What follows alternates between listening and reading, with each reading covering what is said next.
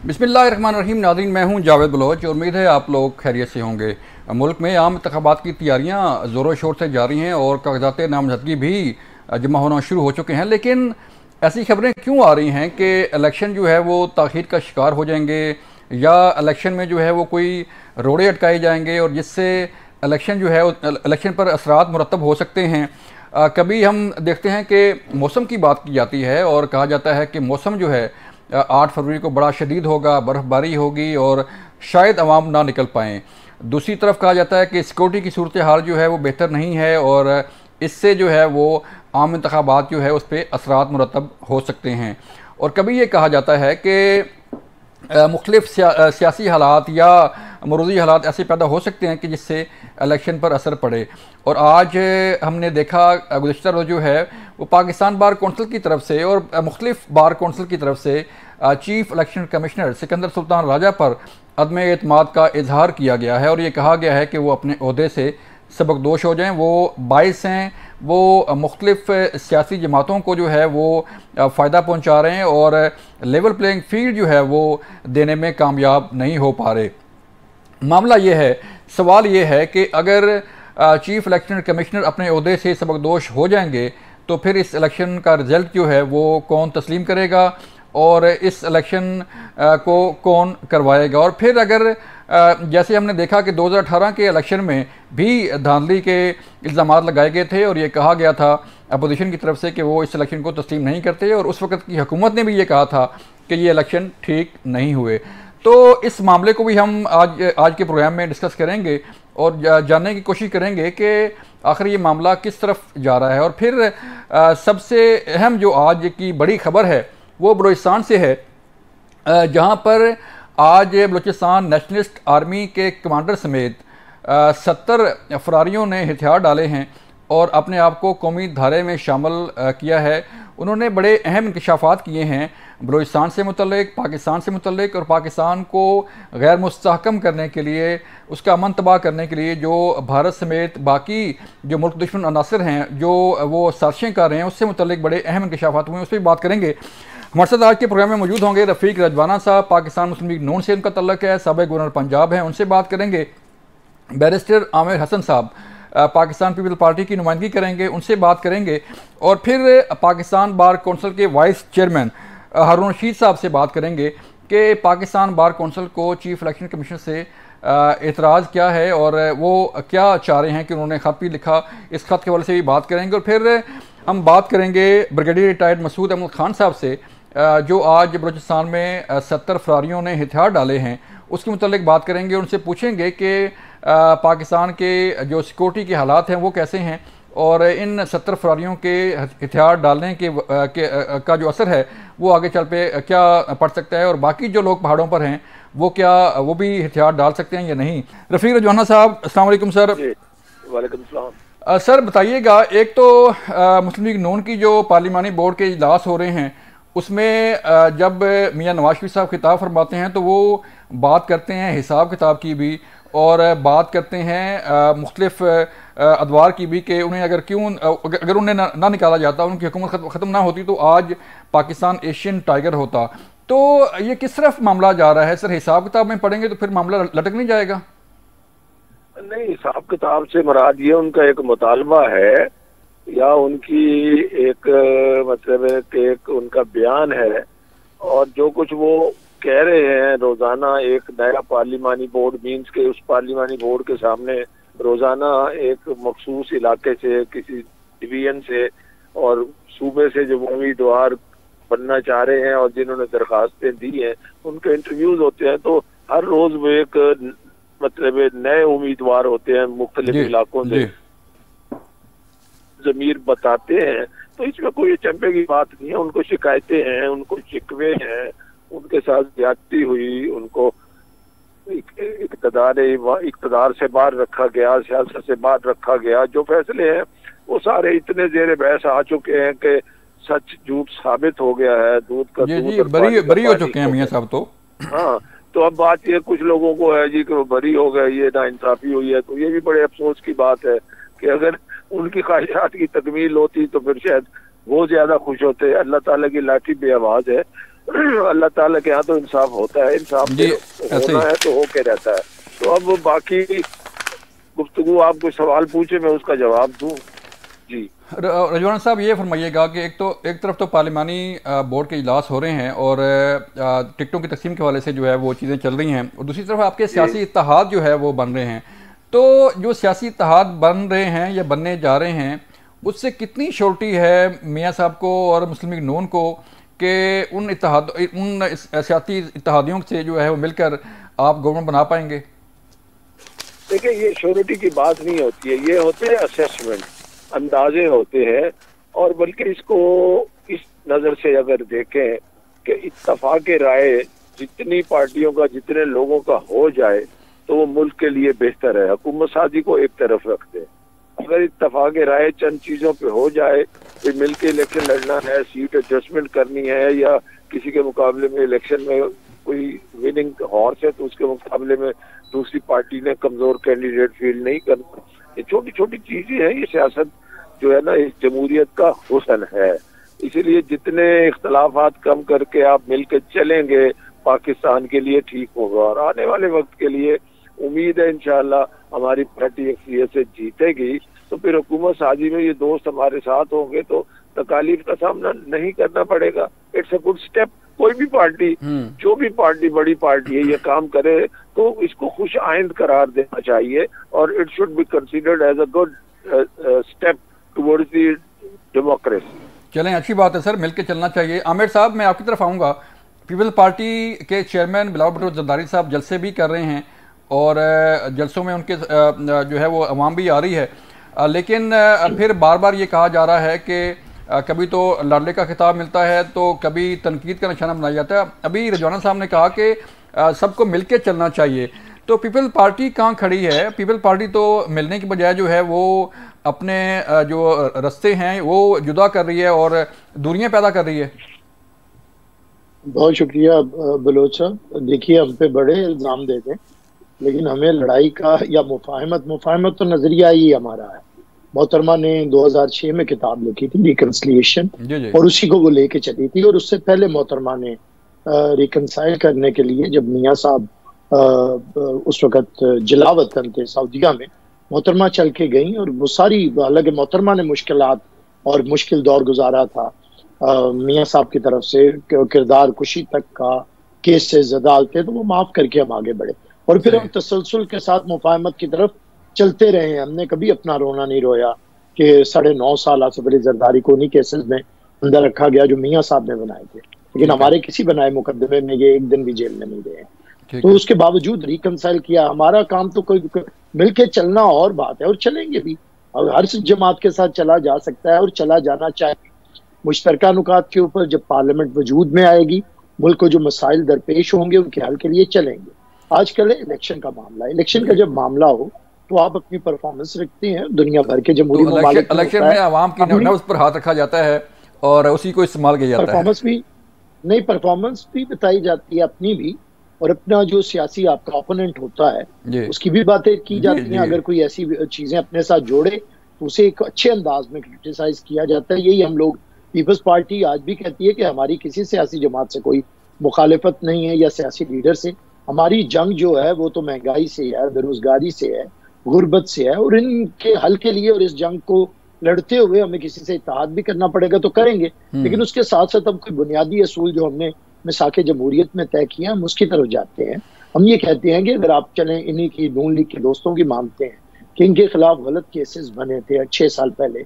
नैब कह रहा था कि मियाँ साहब और उनके खानदान से बड़ा मुजरिम ही कोई नहीं है, और आज नैब कह रहा है कि उनसे बड़ा बेगुनाह कोई नहीं है। तो हम ये कहते हैं कि जिस तरह गलत केसेस बनाएंगे, क्या खत्म करने का भी वही तरीका होगा? क्यों ना हम मिसाके जमहूरियत के जरिए ट्रूथ एंड रिकंसिलिएशन। तो सर, अगर जो आमिर साहब, अगर केसेस गलत बने हैं और उसका भी इकरार किया जा रहा है कि गलत बन गए, तो ये तो अच्छी बात होनी चाहिए कि तस्लीम किया जा रहा है कि नहीं, गलती हो गई थी, अब मान लेते हैं। बलोच साहब, सिर्फ गलती इनके लिए तो नहीं ना, गलती हमारे लिए भी तो हुई है। उसमें हमारी जिंदगियां दाव पे लगी हैं। हमने 14 साल 7 महीने जेल में गुजारे हैं, हमारे लोगों ने गुजारे हैं। उसका ये तो नहीं आप अपने केसेस माफ करवा के हाथ झाड़ के साइड पे हो जाएं, और हर तरह ये तो कोई तरीका कार नहीं है ना। अगर केसेस गलत हैं तो मियाँ साहब ने हमारे केसेस के बारे में मानना हुआ है अपने इंटरव्यू के अंदर कि मैंने गलत बनाए थे और किसी के कहने पे बनाए थे। हमने तो ना बनाए और ना किसी को अंदर रखा। तो सवाल ये है, आज आप अपने केसेस साइड पे करके और क्लियर होके बैठ जाएं, क्या ये तरीकाकार होता है मुफाहमत का? हमारा सवाल ये है। दूसरा हमारा सवाल ये है कि अगर कोई कल तक प्रोजेक्ट IK 2017 था, तो फिर प्रोजेक्ट MNS 2024 कैसे अच्छा हो सकता है? अगर उसी तरीके से देखिए ना, आपने खुद कहा कि बिलावल साहब पॉलिटिकल एक्टिविटी कर रहे हैं। हम बलूचिस्तान जाते हैं तो हम रात किसी होटल में गुजार के नहीं आ जाते बिलावल साहब। हम लोगों के साथ वर्कर कन्वेंशन कर रहे हैं, लोगों के साथ मिल रहे हैं। शमूलियत करने वाले भी अवाम के अंदर करते हैं। हमको ये तो नहीं कि 3-4-40 बंदे वहां पे इलेक्टेबल्स इकट्ठे किए, उन्हें बोरी में डाला और ले आए। हम तो एक पॉलिटिकल एक्ट, और यही हम इन्हें भी कहते हैं कि पॉलिटिकल एक्टिविटी करे। पॉलिटिकल एक्टिविटी हमारे पे जो प्रोपेगेंडा इन्होंने सिंध हुकूमत का किया, उसमें सबसे ज्यादा हरफ तनकीद ये थर को बनाते थे। थर में ये हो गया जी, और हालांकि वो एक रेगिस्तान है, लेकिन हमने थर से आगाज किया और उस इतना बड़ा जलसा किया कि इनके मीनारे पाकिस्तान से बड़ा था। उस थर को तरक्की का मॉडल बना के थर कोल का प्रोजेक्ट तरक्की दे के, तो मैंने सिर्फ आखिरी बात करूं तो मैं समझता हूं कि परफॉर्मेंस के साथ हम थर से उठे हैं अपना पैगाम लेके, जो जिसे इन्होंने हमारे खिलाफ हरफ दुश्मनाम बनाया। तो आज भी कहता हूं, केसेस बने गलत हैं तो फिर खत्म भी सबके गलत एक ही तरीके से हो। ये नहीं कि आप रिलीव लेके हमेशा बैठ जाएं और हमें फिर 44 साल के बाद चीफ जस्टिस को याद आए कि भुट्टो साहब को फांसी गलत दी गई। रजवाना साहब, ये तो ठीक बात है कि अभी तक जो है वो मियाँ साहब बाहर नहीं निकले। अभी तक सिर्फ मीटिंग्स हो रही हैं, सियासी इत्तेहाद बन रहे हैं, लेकिन अवाम के पास नहीं गए। बात ये जी कि आपको क्या फिक्र है, मेरे पीपल्स पार्टी के दोस्तों को क्या फिक्र है? आपके लिए अगर खाली मैदान समझते हैं तो जाएं, खाली मैदान है, कंकर कर लें।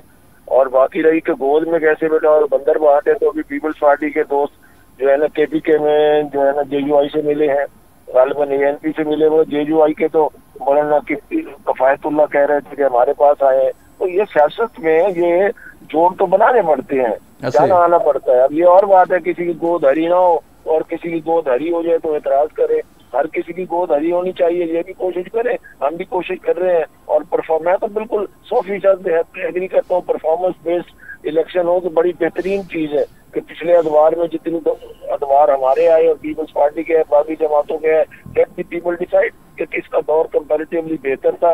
और परफॉर्मेंस बेस्ड होना चाहिए, बिल्कुल जरूर होना चाहिए। बाकी आगे मैं आपको हूँ, मेरे से तो ये मुझे जेब नहीं देता कि पीपल्स पार्टी की परफॉर्मेंस कुछ नहीं थी, बाकी की परफॉर्मेंस बेहतर थी। मैंने कहा जिसकी बेहतर है आपको उसमें फैसला करना चाहिए। मैं तो किसी को क्रिटिसिज्म नहीं करता। ये अपनी बात बनते हुए अपने मुखालिफ जमात पे एतराज करें और प्रोग्राम तब तो मैं लाना चाहता हूँ। मैं ना किसी लीडरशिप पे तनकीद करता हूँ। ठीक बात है, ठीक बात है। Every party is respectable to me. मैदान खुला है, भागने के लिए बराबर है, जाए भागे, जिसके नसीब में होगा। हाँ, इलेक्शन फेयर होना चाहिए, जो जीतता है हारने वाले को उसके साथ तामन करना चाहिए। लेकिन रजवाना साहब, जो सियासी इत्तेहाद आपके बन रहे हैं, आप पंजाब में वर्किंग कर रहे हैं, आपने BAP को साथ मिलाया, आपने JUI को जो है वो साथ मिला रहे हैं, तो सिंध में क्या सूरत हाल है? सिंध में सिर्फ MQM आपके साथ मिली? कुछ चीजें ऐसी हकीकतें होती हैं जो उन हकीकत से आप जो है ना फरार नहीं कर सकते। जी। पंजाब में मुस्लिम लीग नून है, उसकी हकीकत से कोई फरार हासिल करे, बेशक करे, जो हकायक है वो बोलते हैं। ऐसे ही है, ठीक है ना। सिंध में पीपल्स पार्टी को एहसास है ना, बिल्कुल ना, हकीकत है। तो इसीलिए हमें वहाँ जो है कोई अलायंस बना के इलेक्शन लड़ना पड़ेगा। भाई not, we will go there. हम जमहूरी पार्टी है, इसी तरह जैसे पीपल्स पार्टी पंजाब में एक्टिविटीज कर रही है, हमने भी सिंध में करनी है। भी ये इलेक्शन है, भागने के लिए मैदान बराबर है। जी। नहीं तो सिंध में सर, लास्ट क्वेश्चन मेरा है आपसे। सिंध में जो सूरत है, क्या आप पीपल पार्टी को वहाँ पे कोई काउंटर कर पाएंगे? इतनी सीटें आपकी सियासी इत्तेहाद ऐसा बन जाएगा कि आप पीपल पार्टी को जो है वहाँ पे? किसी को काउंटर करना नहीं होता। मैं दोहरा रहा हूँ कि हमने किसी को काउंटर नहीं करना, हमने अपनी किस्मत आजमाई करनी है। पीपल्स पार्टी को अपना शेयर मिलेगा। हम तो इसमें कोई ना दावा करते हैं ना चैलेंज करते हैं। No, not at all. Okay, thank you. ठीक है रजवाना साहब। आमिर साहब, मैं आपकी तरफ आ रहा हूँ सर। मुझे ये बताइएगा सर मुझे ये बताइएगा आमिर साहब, अगर मेरी आपको आवाज़ आ रही है तो। जी बिल्कुल। जी, मैं ये कह रहा हूँ सर कि जैसे रफीक रजाना साहब ने कहा कि पीपल पार्टी सिंध में एक हकीकत है और नून लीग जो है वो पंजाब में एक रियलिटी है, जिसको तस्लीम कोई करे ना करे, लेकिन जो है वो रियलिटी तो है कि उनका वोट बैंक भी है, उनकी सीटें भी हैं। तो पीपल्स पार्टी के पास ऐसा क्या मैकेनिज्म है सर? पूछना ये चाह रहा हूँ कि वो पंजाब में अपना डू शेयर जो है वो ले पाए, बलूचिस्तान में अपना जो है वो शेयर ले पाए, और केपी के अंदर जो है अपना शेयर ले पाए। देखिए, मैं ये मानने पे तैयार नहीं हूँ कि पीपल्स पार्टी पंजाब में जिस तरह फरमाया उन्होंने मुस्लिम लीग के नुमाइंदे ने, ऐसे नहीं है। बात असल में ये है कि आज पंजाब के हालात ये हैं कि जो पिछला लास्ट इलेक्शन हुआ है ज़िमनी, वो पीपल्स पार्टी जीती है और मुस्लिम लीग नून को शिकस्त फाश हुई है, और वहां पे ये हारे हैं 20 की 20 नशिस्तें। तो पता नहीं किस खुमार में हैं ये लोग। दूसरा, आज जितनी नफरत है PMLN के खिलाफ पंजाब के अंदर, वो आप देख सकते हैं, और उसके मामला इन्हें पता है, इसीलिए अवाम में अब ये गुस्सा करने लगते हैं। हम अगर कहते हैं, देखिए पॉलिटिकल सरगर्मी तो अवाम में ही होती है, तो वो कहते हैं इन्हें क्या तकलीफ है, हम जाएं या ना जाएं। देखिए, ये अब लहजा जहाँ पे हो जाए और साथ कहें कि मैं तनकीद नहीं करता, तो मैं हैरान होता हूँ। बहरहाल ठीक है, आपको आपका फिर अवाम पे भरोसा नहीं है, आपका किसी के ऊपर भरोसा है कि आपको बस इलेक्ट करवा दिया जाएगा, तो हमारा वो भरोसा नहीं है। इसलिए हम आपको कहते हैं कि इस भरोसे रहे, तो अगर उसका हाल ठीक नहीं हुआ तो फिर आपका भी ठीक नहीं होगा। हम समझते हैं कि पीपल्स पार्टी पंजाब की सूरत हाल को देख रही है। मुस्लिम लीग नून का जो 35 साल दौरे इक़्तिदार है, उसमें एक शदीद नफरत है, रुझान है पंजाब के अंदर कि बड़ा भाई वजीर आजम, छोटा भाई वजीर आला, बाप वजीर आजम, बेटा वजीर आला, बाप वजीर आजम, बेटी वजीर आला। ये पंजाब के लोग इसे एक्सेप्ट नहीं कर रहे हैं। बिल्कुल ठीक है, ये जो खानदानी सियासत है वो उसे शायद तस्लीम ना किया जाए, अवाम तस्लीम ना करे। हमारी 15 साल हुकूमत रही है सिंध में, भुट्टो खानदान के किसी शख्स ने वजीर आला की तरफ देखा भी नहीं है कि वो वजीर आला बने। तो क्या PMLN के अंदर कोई भी इस काबिल नहीं है? आमिर भाई, मुझे एक ब्रेक के लिए कहा जा रहा है सर, मुझे एक ब्रेक के लिए कहा जा रहा है, मादर खां, मुझे एक ब्रेक के लिए कहा जा रहा है। जब ब्रेक से वापस आएंगे तो फिर हम बात करेंगे कि जो मिसाके जमहूरियत है या मिसाके मईशत है वो किस हद तक हो सकता है, और क्या सियासी जमातें जो है वो मिलकर पाकिस्तान की सोच रखती हैं या नहीं रखती। मिलते हैं ब्रेक के बाद। वेलकम बैक नाज़रीन। हम बात कर रहे थे कि पाकिस्तान बार कौंसिल ने अदम एतमाद का इजहार किया है चीफ इलेक्शन कमीशन पे। उस हवाले से बात करने जा रहे हैं, और हमारे साथ मौजूद हैं पाकिस्तान बार कौंसिल के वाइस चेयरमैन हारून रशीद साहब। उनसे बात करेंगे। हारून साहब, फरमाइएगा कि जो आपने अदम एतमाद का इजहार किया है, ख़त में आपने वजूहात तो बयान की हैं, लेकिन इस अदम एतमाद से जो अभी तो इलेक्शन शेड्यूल का भी अनाउंस हो गया, आज से कागजात नामजदगी भी जमा होना शुरू हो गए हैं, तो इस आपके खत से या अदम एतमाद से आम इंतखाबात पर असर नहीं पड़ेगा? मेरा नहीं ख्याल कि इलेक्शन पे असर पड़ेगा, इसलिए कि सुप्रीम कोर्ट ने डेट दी हुई है, और हम ये भी नहीं चाहते कि इलेक्शन में कोई रुकावट हो या उसमें कोई ऐसी पोजीशन हो कि इलेक्शन ना हो सके। हम ये चाहते हैं फेयर एंड इम्पार्शियल इलेक्शन हो, ठीक है, सारी पार्टी जो है वो पार्टिसिपेट करें और उन्हें एक लेवल फील्ड दी जाए ताकि वो इलेक्शन कंटेस्ट कर सके।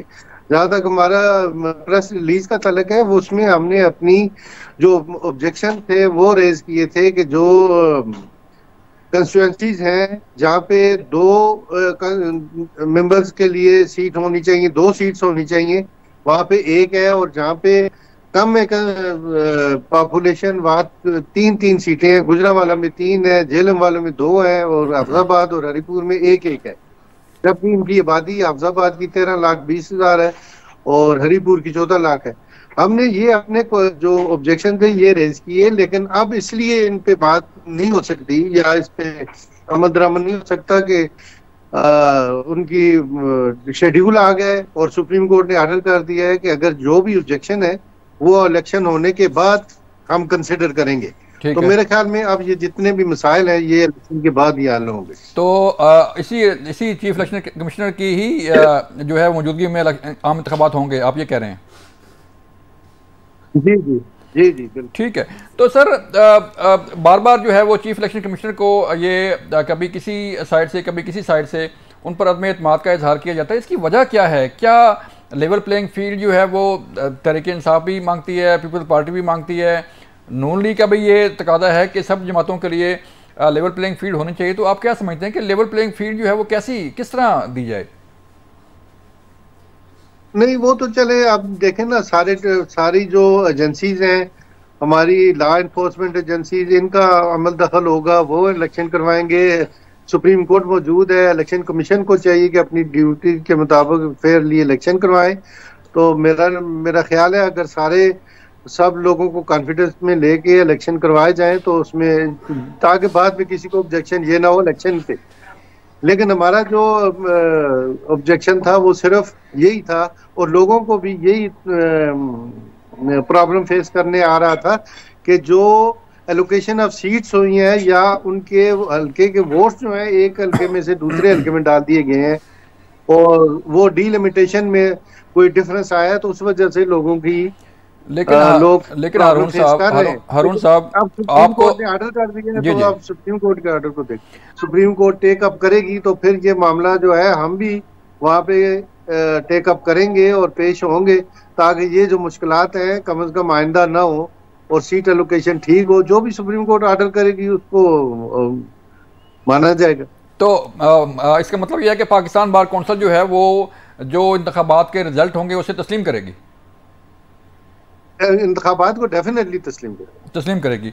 अच्छा सर, ये फरमाइएगा कि तहरीक इंसाफ के पास जो है जो कैंडिडेट्स हैं वो हमें नज़र नहीं आ रहे, और हमें ये नज़र आ रहा है कि मुल्क भर से अब जो है वकला को इस्तेमाल किया जा रहा है, वकला को जो है वो तहरीक इंसाफ में शामिल करके उन्हें मैदान में उतारा जा रहा है। तो आप ये समझते हैं कि वकला बिरादरी जो है वो किसी एक सियासी जमात के साथ मिल के जब इलेक्शन लड़ेगी तो वकला कहाँ पर खड़े होंगे? तो क्या ये दुरुस्त होगा वकला के लिए भी?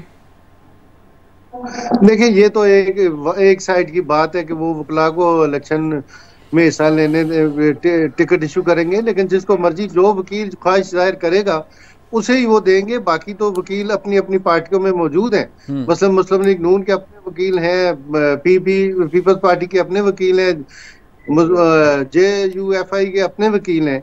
तो इसलिए मैं ये कहता हूँ वकील तो अपनी मर्जी से चलते हैं। तो जो वकील ये चाहेंगे कि हम PTI में जाते हैं तो वो तो जमहूरियत है, हर शख्स का हिस्सा राइट है कि वो जिस मर्जी में पार्टी में शमूलियत इख्तियार। सर ये भी फरमा दें, आप सीनियर कानूनदान हैं, थोड़ी सी रहनुमाई फरमाएं अवाम की भी और हमारी भी कि जो इलेक्शन हो रहे हैं सुप्रीम कोर्ट भी देख रही है और 8 फरवरी को जो तारीख दी गई है, कभी ये कहा जा रहा है मुख्तलिफ सियासी जमातों की तरफ से ये आवाज़ आती है कि मौसम ख़राब होगा, कभी कुछ कहा जाता है कि सिक्योरिटी खदशात भी लाक हैं। तो इन तमाम खदशात को कैसे दूर किया जा सकता है कि जो है वो एक जो कन्फ्यूजन है, अल्दो सुप्रीम कोर्ट ने कन्फ्यूजन दूर कर दी है, लेकिन इसके बावजूद जो है वो खदशात कायम है। अब इलेक्शन कमीशन ने एक तरफ तो हम कहते हैं कि इलेक्शन कमीशन ने डेट दे दी है और सुप्रीम कोर्ट ने ऑर्डर भी कर दिया है। जी। अब हम अगर ये वजह बनाते हैं कि कोई शख्स वोट पोल नहीं कर सकता, यहाँ पे सर्दी है या गर्मी है, तो ये इलेक्शन का मकसद ये नहीं होता कि इलेक्शन रोक दिया जाए। जी। हम ये चाहते हैं कि इलेक्शन और अपने टाइम पे हो, जो डेट फिक्स है उस पर इलेक्शन होना चाहिए। सही। अच्छा सर, ये बताएं कि मुख्तलिफ सियासी जमातें जो हैं वो एक दूसरे पर इल्ज़ामात लगाई जा रही हैं।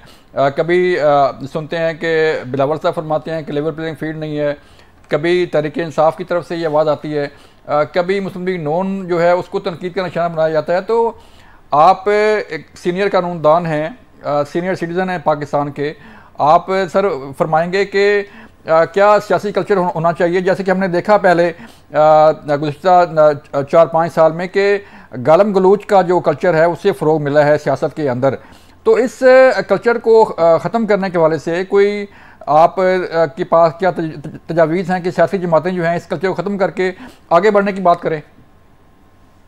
देखिए, एक तो ये जो कल्चर क्रिएट किया है ये PTI ने क्रिएट किया है, और आपने देखा है कि जो उन्होंने इलेक्शन लड़ा है या उनके जो फेसबुक पे सोशल मीडिया पे चलते हैं, एक दूसरे को गालम गलौज भी होती है। और मैं तो अगर ट्वीट मुलाजा फरमाए तो उसमें यही सिस्टम चल रहा होता है, एक लीडर को गालियां देता है, दूसरा दूसरे को। तो ये जमहूरियत ये नहीं कहती, जमहूरियत ये कहती है कि रिस्पेक्ट सबकी की जाए, और अगर आप लोगों को कन्विंस करें और अपनी वोट्स हासिल करें और अगर आप में अहलियत होगी तो आप गवर्नमेंट बना लेंगे। जी। तो जमहूरियत को इस नजर से देखा जाए, ना कि गालम गलौज से देखा जाए। ठीक है। तो अपोनेंट को भी बुरा भला नहीं कहना चाहिए। जमहूरियत ये कहती है कि आप अपने आप को शो करें कि आप में कितनी वर्थ है और आप क्या डिलीवर कर सकते हैं। तो जो सियासी जमातें हैं आपस में, बिलावल साहब कभी फरमाते हैं लाडला का खिताब देते हैं मियाँ साहब को, कभी कहते हैं लाहौर का वज़ीर-ए-आज़म कबूल नहीं होगा, तो कभी कहते हैं कि हमें जो है वो लेवल प्लेइंग फील्ड नहीं मिल रही, हालांकि जलसे भी कर रहे हैं। तो क्या मामला इस सब? लाडला कल्चर भी जो है ना 18 इलेक्शन में आया था जी जी, और उसमें एक शख्स को लाडला बना लिया गया, तो उस तरह उन्होंने नाम क्रिएट कर दिया कि जिसको फेवर होती है वो उसको वो ये समझते हैं कि इनको शायद कोई स्पेशल फेवर किया जाता है, तो इसलिए वो नाम ले लेते हैं। लेकिन अदरवाइज जो किसी की तौहीन करना या किसी को बुरा भला करना, ये गलत बात है। बिल्कुल, किसी की तौहीन करना या बुरा भला कहना ये सियासत में गलत है। मुझे कि सर ब्रेक के लिए कहा जा रहा है, जब हम ब्रेक के बाद आएंगे तो बात करेंगे बलूचिस्तान की, कि बलूचिस्तान में आज जो 70 फरारियों ने कौमी धारे में शामिल होने का फ़ैसला किया है, उस पर बात करने जा रहे हैं। मिलते हैं ब्रेक के बाद। वेलकम बैक नाज़रीन, हम बात कर रहे थे कि आज बलूचिस्तान में 70 से ज़ायद फरारियों ने हथियार डाले हैं और अपने आप को कौमी धारे में शामिल कर लिया है। सरफराज मंगलजई जो हैं वो बलूचिस्तान नेशनलिस्ट आर्मी के कमांडर थे, जिन्होंने अपने 70 साथियों समेत आज जो है वो हथियार डाले और एक भरपूर प्रेस कॉन्फ्रेंस की। उस प्रेस कॉन्फ्रेंस में उन्होंने बड़े अहम इंकशाफात किए हैं कि जो बलूचिस्तान के लोग पहाड़ों पर हैं जो लड़ रहे हैं, वो एक काज के लिए लड़ रहे थे, लेकिन पता चला कि ये काज तो सिर्फ पैसे के लिए है, जो सिर्फ चंद अफराद को फ़ायदा पहुंचाने के लिए है, न कि बलूचिस्तान की आवाम के लिए या पाकिस्तान के लिए है। इस प्रेस कॉन्फ्रेंस में ये इंकशाफ किया गया है कि इन लोगों ने सिर्फ पैसे के लिए जो है वो मुल्क दुश्मन अनासर से मिल के जो है वो बलूचिस्तान का अमन तबाह किया, पाकिस्तान का अमन तबाह किया। इस पर हम बात करने जा रहे हैं कि आखिर ये मामला है क्या, और जो पहाड़ों पर लोग लड़ रहे हैं वो कैसे कौमी धारे में शामिल हो सकते हैं, जबकि इससे पहले जो है वो शंबे को भी शामिल किया गया कौमी धारे में। आल्दो वो बैरून मुल्क से गिरफ्तार किया गया, लेकिन उसे रियासी इदारों ने कौमी धारे में शामिल कर लिया। हमारे साथ मौजूद हैं ब्रिगेडियर रिटायर्ड मसूद अहमद खान साहब। हम उनसे बात करने जा रहे हैं कि ब्रिगेडियर साहब ये फरमाइएगा कि आज कितनी बड़ी खबर आप इसको देख रहे हैं, कितना बड़ा वाक़या आप देख रहे हैं कि एक नहीं दो नहीं 70 अहम लोगों ने जो पाकिस्तान के ख़िलाफ़ लड़ रहे थे, बलूचिस्तान के ख़िलाफ़ लड़ रहे थे, उन्होंने हथियार डाले हैं और कौमी धारे में शामिल हो गए हैं। जी हाँ, एक बहुत बड़ी डेवलपमेंट है। देखें, इसी साल मई के महीने में गुलजार इमाम शंबे जो BNA के जो कमांडर थे, उन्होंने हथियार डाल दिए थे और उन्होंने भी एक प्रेस कॉन्फ्रेंस करके अपनी तमाम गलतियां मान ली थी और उन्होंने कहा था उसके लिए वो बहुत नादिम है जिस तरीके से वो नुकसान हुए। अभी ये जो सरफराज मंगलजई है, ये उनके डिप्टी कमांडर भी रहे हैं और उनके स्पोक्स पर्सन भी थे, और बाद में ये जब ये बाद में अलग हुए तो ये फिर बेले में चले गए थे। ये बड़ी डेवलपमेंट है और खास तौर पर देखा जाए तो जो इंडिया के लिए बड़ी सेटबैक है और ब्लो है, क्योंकि जो तंजीमें उन्होंने पीछे बनाई थी वो आहिस्ता आहिस्ता बिल्कुल खत्म होती जा रही है। और खास तौर पे जो BNA थी, जो बनी थी 2020 में, जनवरी 2020 में बनी थी, अब ये तो मुकम्मल तौर पे खत्म हो गई है। इसके जितने लोग थे वो तो बिल्कुल आयदत या उन्होंने सरेंडर कर दिया है, जो वापस वो चले गए हैं, वो मेन स्ट्रीम में आ गए हैं। तो मेरा ख्याल में बाकी जो मिलिट्री ऑर्गेनाइजेशन है उनके लिए भी एक मैसेज है कि वो वापस आ जाए और मेन स्ट्रीम में शामिल हो जाए।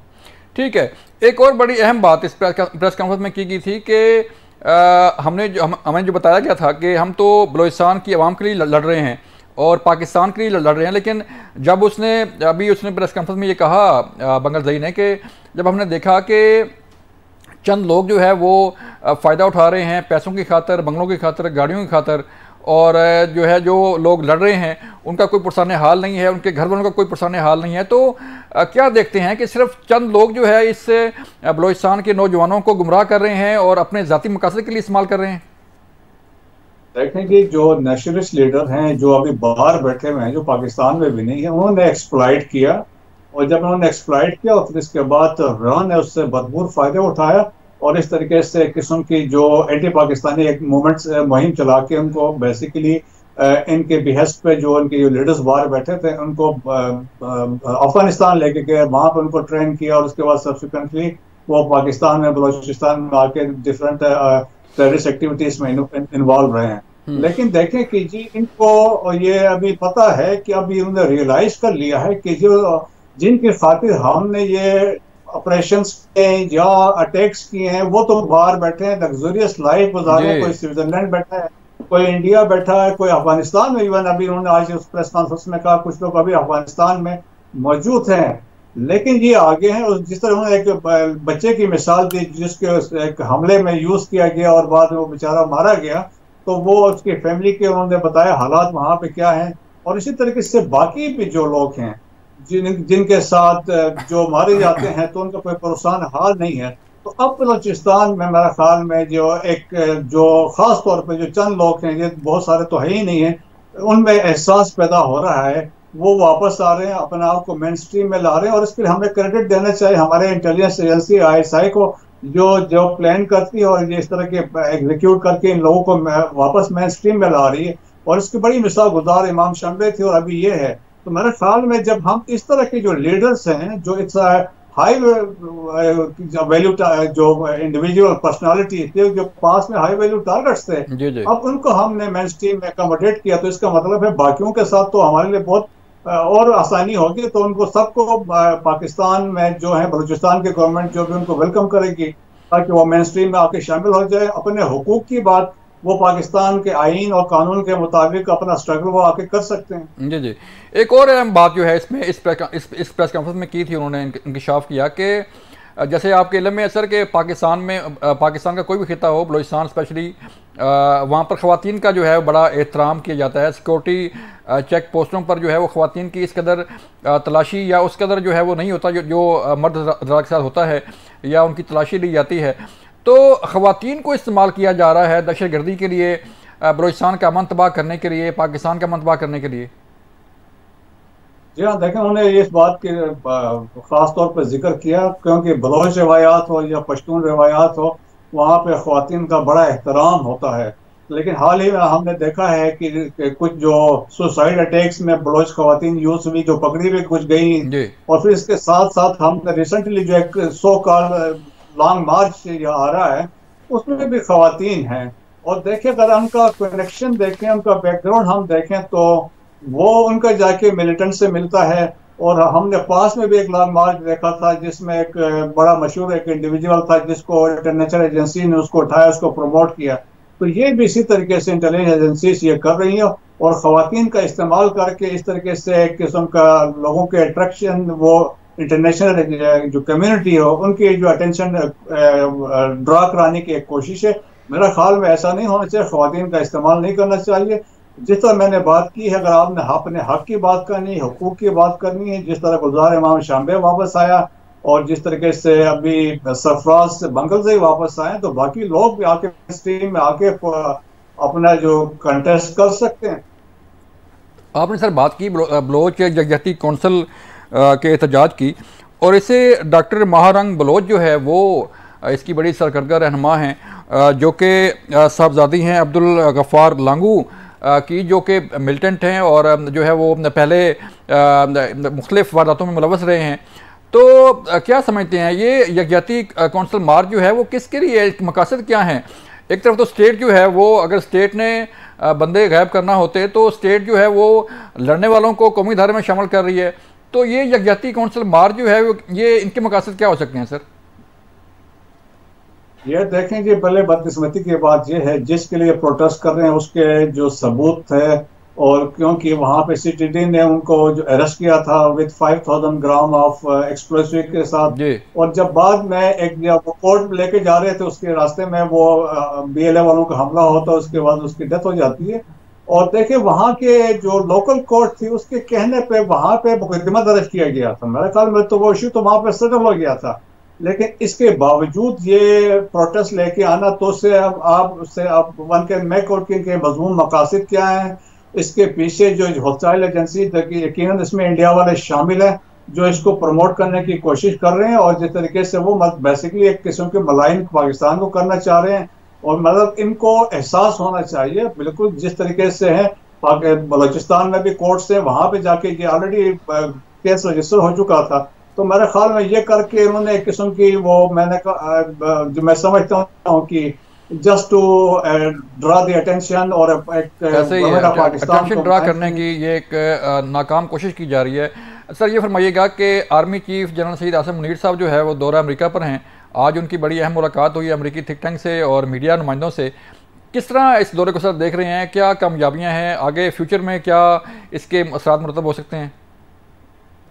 जी हाँ, देखें, एक तो ये आप कह सकते हैं एक सक्सेसफुल दौरा था, एक हफ्ते का दौरा था। और देखें कि पाकिस्तान के पिछले चंद सालों से अगर आप देखें तो हमारे कोई ताल्लुकात बेहतर नहीं थे अमेरिका के साथ, but military to military contact हमारा एस्टेब्लिश यकीनन था और हमारे स्पेशली जो सेंटकॉम के साथ रब्ता रहता है। लेकिन यह है कि चीफ ऑफ आर्मी स्टाफ के विजिट से पहले हमने पाकिस्तान में देखा बैक टू बैक जो अमेरिकन विजिटर्स यहाँ पे आए थे, उसमें टॉम वेस्ट भी आए थे, उनकी एक खातून बॉस थी वो भी आई थी, और इसके बहुत एक और भी थी जो बेसिकली वो आकर उन्हें जो रेफ्यूजीज की भी बात की और डेपुटेशन के इश्यू से भी आए थे, जो अमेरिका वापस जाने जो लोग अफगानी उनसे भी बात हुई। और टॉम वेस्ट जो है बेसिकली स्पेशल एनवाई अफगानिस्तान थे और उन्होंने पास में भी अपना कंसर्न शो करते रहे अफगानिस्तान में हो रहे। तो एक तो वो थी, चीफ वहां पे गए तो देखे हाई लेवल उनकी मीटिंग्स हुई हैं, उनके जो पॉलिटिकल लीडर्स हैं एज वेल एज जो उनके मिलिट्री लीडरशिप्स के साथ हुई है। और वहां पे जो चीफ ऑफ आर्मी स्टाफ का फोकस रहा है वो नेशनल इंटरेस्ट पे उनका फोकस था। और उसमें देखे कि उन्होंने बात की जम्मू और कश्मीर के इश्यू की बात की है और उसको हाईलाइट किया। जब वो यूनाइटेड नेशन के सेक्रेटरी जनरल से मिले वहां भी इस पे अहमियत पे उन्होंने जोर दिया और उन्होंने कहा कि हम रिजेक्ट करते हैं ये यूनिलैटरल डिसीजंस इंडिया ले रहा है। और रिसेंट जो डेवलपमेंट्स वहां पे हुई है और बेसिकली इंडिया एक कोशिश कर रहा है वहां पे एक डेमोग्राफिक इम्बेलेंस क्रिएट करने की कोशिश कर रहा है ताकि जम्मू को स्ट्रेंथ किया जाए। सेकेंडली उनकी बात देखें, उन्होंने रीजनल सिक्योरिटी की बात की है, जो वहां पे उन्होंने ये कहा कि अफगानिस्तान के अंदर से जो थ्रेट डेवलप कर रहा है it's not only for Pakistan but subsequently तमाम रीजनल कंट्रीज के लिए भी है, सेंट्रल एशिया के लिए भी है। और देखें इसके बाद अलकायदा और दाइश वहां पे स्ट्रेंथ गेन कर रही है तो एक इंटरनेशनल थ्रेट होगा।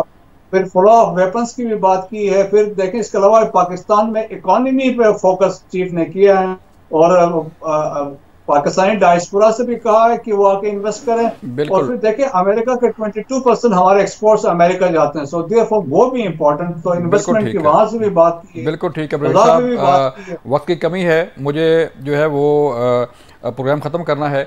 बड़ा कामयाब दौरा है army chief general Syed Asim Munir का अमेरिका का, जिसमें उन्होंने न सिर्फ मसला कश्मीर जो है वो उठाया, गज़ा की सूरत पर बात की, ख़ित्ते की सूरत पर बात की और जो पाकिस्तान का नुक्ता नज़र है वो वहाँ पर उठाया और उस पर रोशनी डाली।